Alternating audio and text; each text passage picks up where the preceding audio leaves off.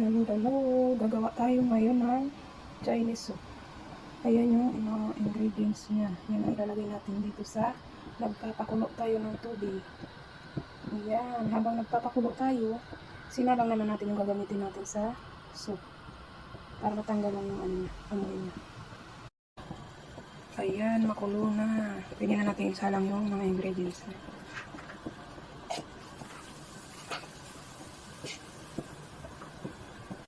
Dito naman, okay na siya. Pwede na siyang tanggalin. Kasi nakumulo na siya. Natanggal na yung mga amoy-amoy na karne. Ng meat. Ayan, magigisahin na natin yung meat.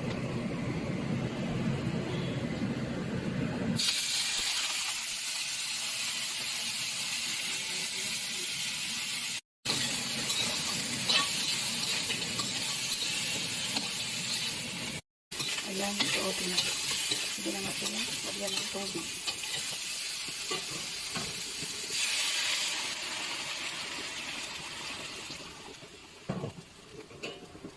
At ating pakuluan. Ayan, medyo okay na siya.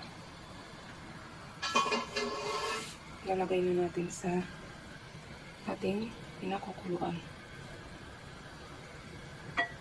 Ayan.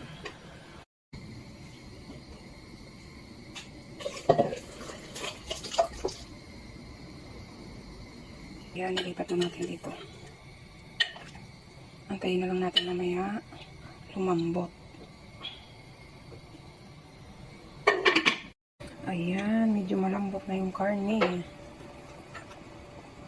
Mga 1 hour na natin pinakuluan. Ayan, malambot na. Mamaya ilalagay na natin yung tinatawag dito na watercress. Ayan na, okay na. Okay na siya. Ilalagay na natin yung watercress. Ang tawag dito sa China.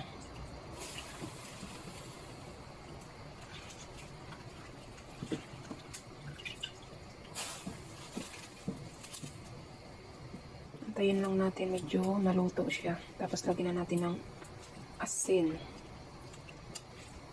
para magkalasa na. Okay, tatakpan natin ulit.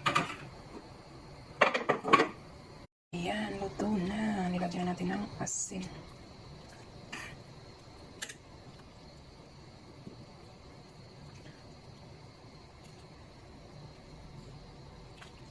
Ayan lang guys. Thank you for watching. Bye-bye.